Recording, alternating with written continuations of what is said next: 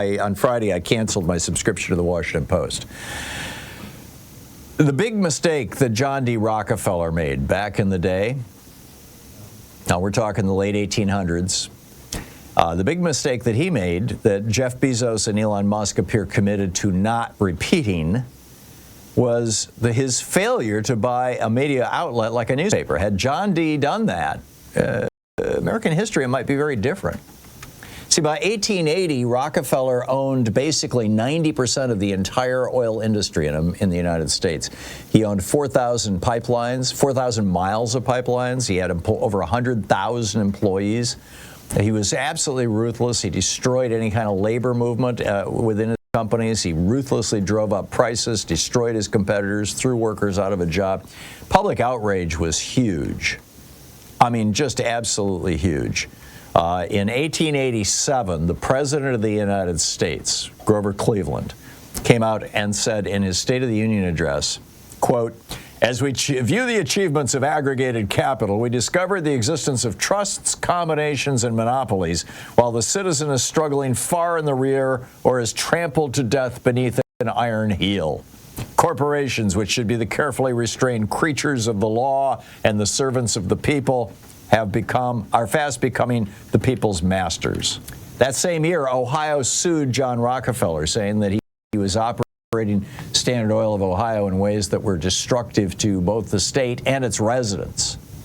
In 1892, the Ohio Supreme Court ordered his company dissolved, which kind of threw this to the federal. Well, what happened was then Rockefeller moved his company to New Jersey. He said, what state will change their corporation laws so what I'm doing will still remain legal? New Jersey said, we will, and boom, off he went. That unequal protection, how corporations became people. But in 1890, I mean, this just, Ohio was pissed, as was the country. The whole country was furious with these guys. And the important point about the whole country being furious about them is that it was independent newspapers, hundreds of independent newspapers, and the so-called, back then called muckraking journalists, today we call them investigative journalists, who were exposing the wretched excesses of the morbidly rich of the America's first Gilded Age, the 1880 to 1900. So in 1890, Ohio Senator John Sherman introduced and saw passed into law the Sherman Antitrust Act, which made it an imprisonable felony to operate a trust, in violation of the antitrust laws. It didn't get enforced until 1906, when the progressive Teddy Roosevelt administration filed an antitrust action and broke up the company, Standard Oil. In fact, the breakup finally happened in 1911. The Supreme Court said, okay, this is fine with us, under progressive Republican President William Howard Taft. And, that they broke up Standard Oil into 34 separate companies, and much like the breakup of AT&T by Jimmy Carter and Ronald Reagan, it led to an explosion of competition and actually a dramatic increase in shareholder value. But back to Jeff Bezos and his 2013 purchase of the Washington Post. As I noted, it was reporters and editors for the hundreds of independent newspapers that, during the first Gilded Age, led to the antitrust laws. And, I mean, this was, arguably a good thing, right? The robber barons, they called them back then, were feathering their own nests at the expense of the American public. That antitrust law was so rigorously enforced that in the 1960s, there were two shoe companies, Kinney and Buster Brown. These two shoe companies wanted to merge, and the Supreme Court blocked that merger on antitrust ground basis because the combined two companies would control 5% of the shoe market. Well, today, we've got probably 100 companies that control more than 20% of whatever industry they're in, and we've got virtually every industry is controlled, 80% of every industry in America of any consequence is controlled by 5 or fewer companies. This is monopoly. And it's all now it's because in 1983, Ronald Reagan ordered the Securities and Exchange Commission, the Federal Trade Commission, and the Department of Justice to stop enforcing the antitrust laws, which led to that explosion in the 1980s that we refer to as the merger and acquisition mania, the M&A mania, and the masters of the universe, the M&A artists, Michael Milken. It is good, said the famous movie. All the result of Ronald Reagan saying, we're not going to enforce the antitrust laws anymore. Well, now you've got a Biden administration that is actually, for the first time since the 1980s, enforcing the antitrust laws. They just, they're going after Google right now.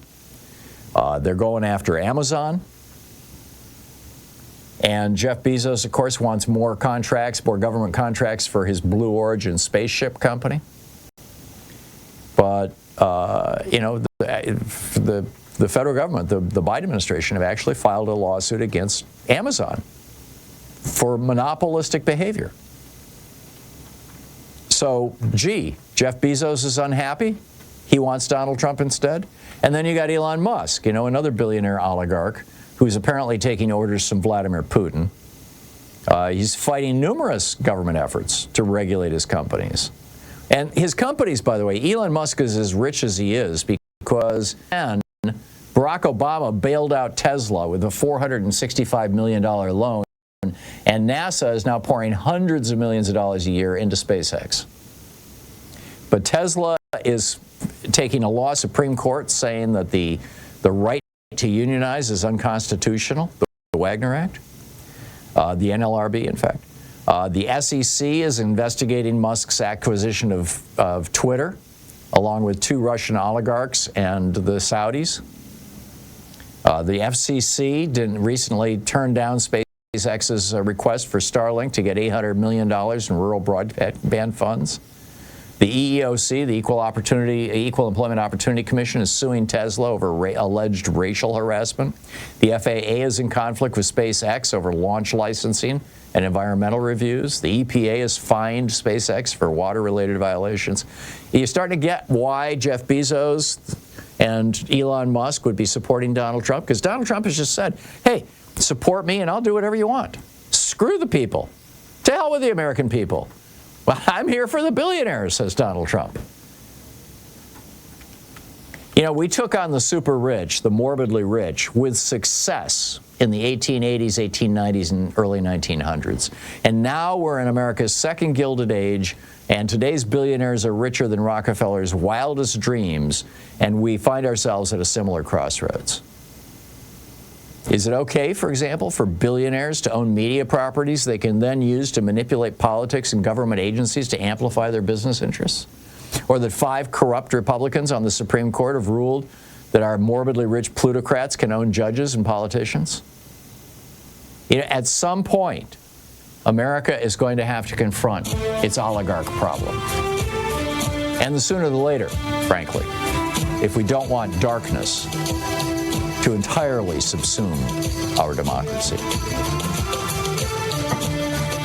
You can find that over at HartmannReport.com, by the way, if you'd like the details or the links or you want to share it with your friends.